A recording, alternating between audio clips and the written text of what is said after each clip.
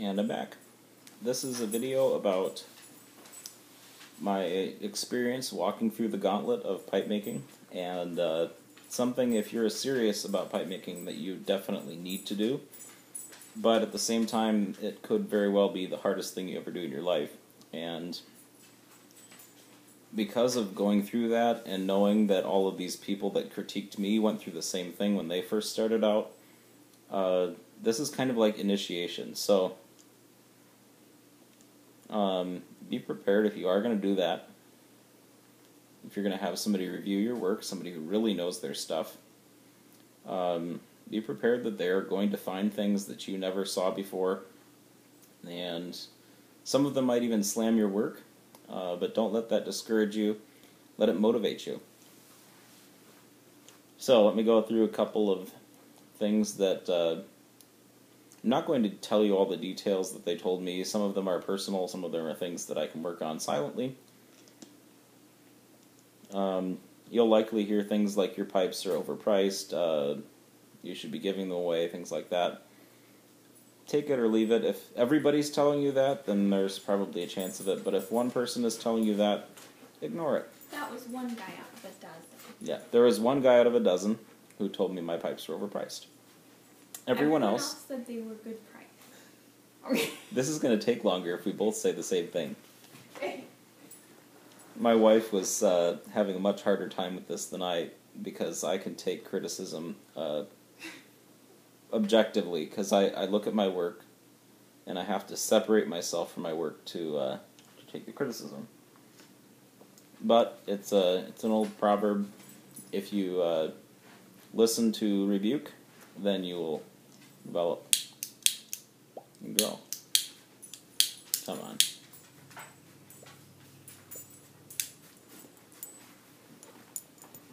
So, Walt Kanoy gave me some really helpful pointers about shape and pipe flow. He took some of my work and showed me some things to look for, how to put it up against a silhouette and look at the silhouette and see what's not working. He gave me some pointers. I'd been rounding my bits over from edge to edge, and the better, more common way to do it is to make it flat on the top and then round only the very edges over. Something that somebody's got to tell you if you don't know already.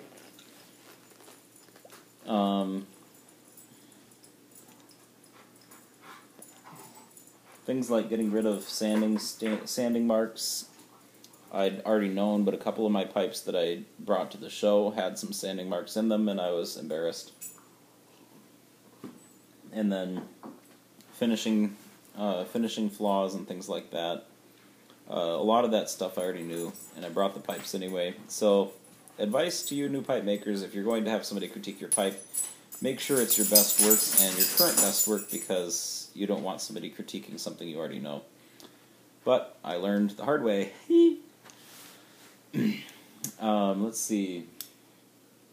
What were some things that I learned that I hadn't known before?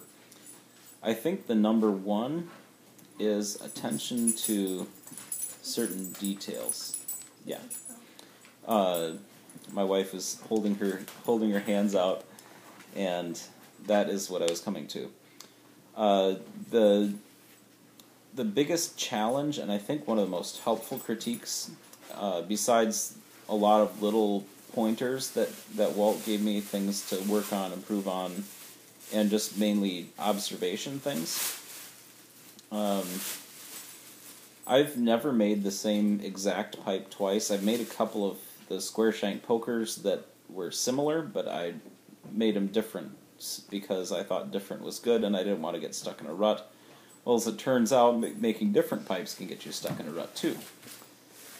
So when I showed them to Jay Allen, he was very, very kind. So if you're looking for somebody who's going to be kind but firm and tell you the honest truth, I think Jay Allen is a great guy to review your pipes. And his pipes, by the way, are gorgeous, and he has every right to critique that way. he challenged me to make 10 billiards. He didn't say it had to be a billiard. He said pick a pipe and duplicate it 10 times exactly the way that match the dimensions of the stem, the mouthpiece, the button, the airway, the shank, the bowl, the rings. He didn't say anything about the grain, so I'm hoping I have a little bit of leeway on the grain. But he challenged me to duplicate the same shape 10 times and pay careful attention to the detail and the finishing and everything. So that is my next project. I am going to make 10 billiards, and this is the pipe that I chose to model them after. It's not exactly a billiard, it's kind of halfway between a billiard and a pot, and it has a Lovat stem, more or less, but it's too short to be a Lovat. So, with all of its quirks and not quite being a billiard, the bowl shape in general is still billiard-like, and close enough to where I feel this is a pipe shape worth reproducing 10 times. And he challenged me to buy it, so Jay Allen is partly responsible for why I bought this great pipe. And I'm going to try reproducing it 10 times. And my objective with that isn't to sell them. In fact, I've already charted out at least 3 pipe makers who, when I'm getting closer to the 9, 10, I'm going to send them to for review and get their feedback before I make the next one.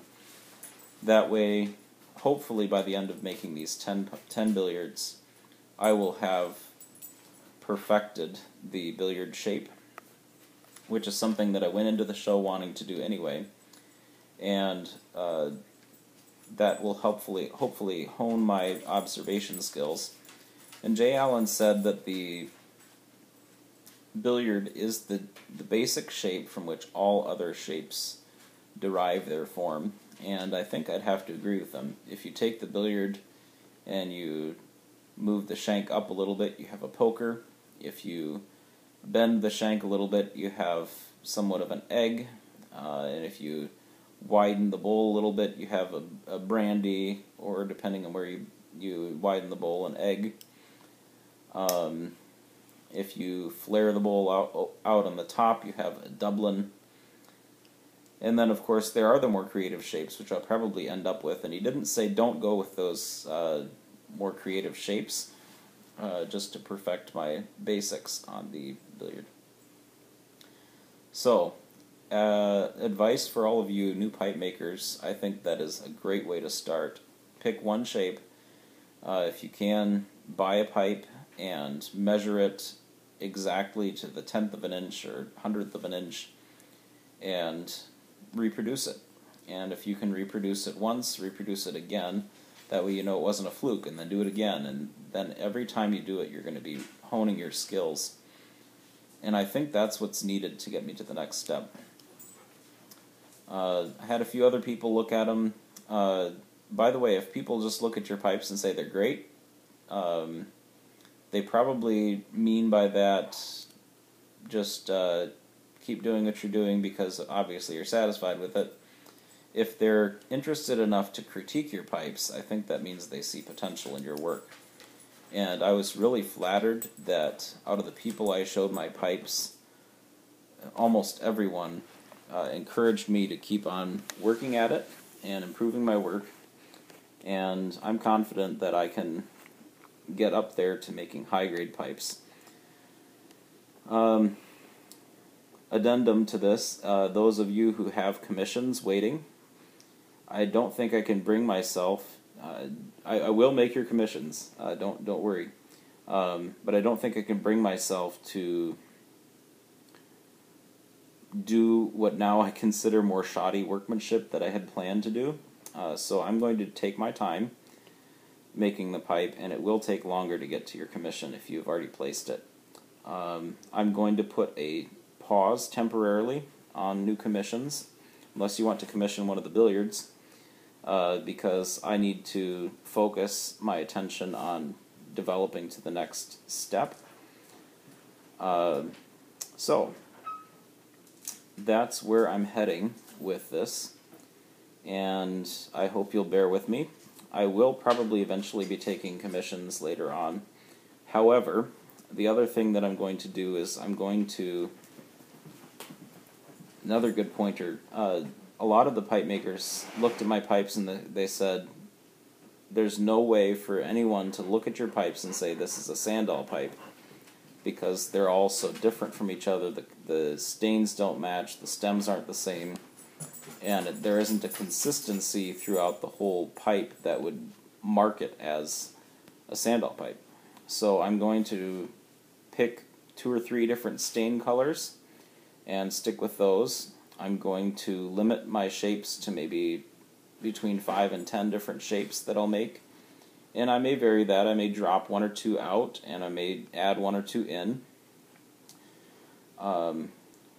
But for the most part, I'm going to try to make my work more consistent. I'm going to work for the same kind of buttons, similar stem work. That way people will be able to recognize a Sandal pipe from across the room. So, having said all of that, I'm excited about where this is heading. And by the way, I did get Grant Batson to look at my pipes, and he thought there was a lot of potential. And I'm getting really excited about going to take a class from him this fall. And he already gave me a few pointers to work on. They were along the same lines as everybody else said. So, and by the way, he went with 30 pipes and came back with 0 at the show. So that's just great. And I'm going to be in touch with Walt. I'm guessing he's probably going to watch this video at some point. So hi, Walt. But Walt has taken an interest in my work, and he's going to help me hone my skills. I'm going to send him pictures, and he's going to critique them up one side and down the other. And I'll take it the right way. I would prefer, if you're going to make criticism, that you do it privately, simply because us pipe maker, I'm not speaking specifically to Walt now, but if anyone has criticism, I'd gladly hear it. But a couple of pointers, I don't want you to make it a public criticism unless you really intend to degrade my name.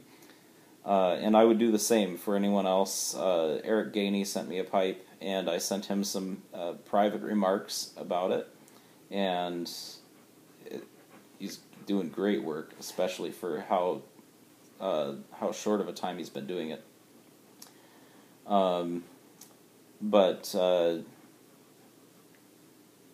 do your remarks privately, and make sure that you're being kind and encouraging, and that you, in the midst of saying bad things, also say some good things about a person's work. That way they don't feel like you're just trying to tear them down. From a pipe maker's standpoint, coming into this, it's quite humbling, because you realize that your work isn't as good as you thought, and that's a good thing, because your bubble has to be burst at some point. That's true of anyone. So I could tell you, keep on talking for hours, but I've been making YouTube videos for the last 45 minutes. So I'm going to say goodbye for now, and I'm going to focus some attention on pipe making and catch up with some of my commissions and take some time and do even better work than what I was doing before. And now I even know more how to make it better. So, thank you to all of you pipe makers who critiqued my work at the show. And thank you to all of my fans who've been encouragement to me. And thank you to you for watching this video and bearing with me for so long. You want to say bye, Poseidon? He's been lonely. He had a dog sitter, but he wasn't family, so. Alright, we'll catch you later.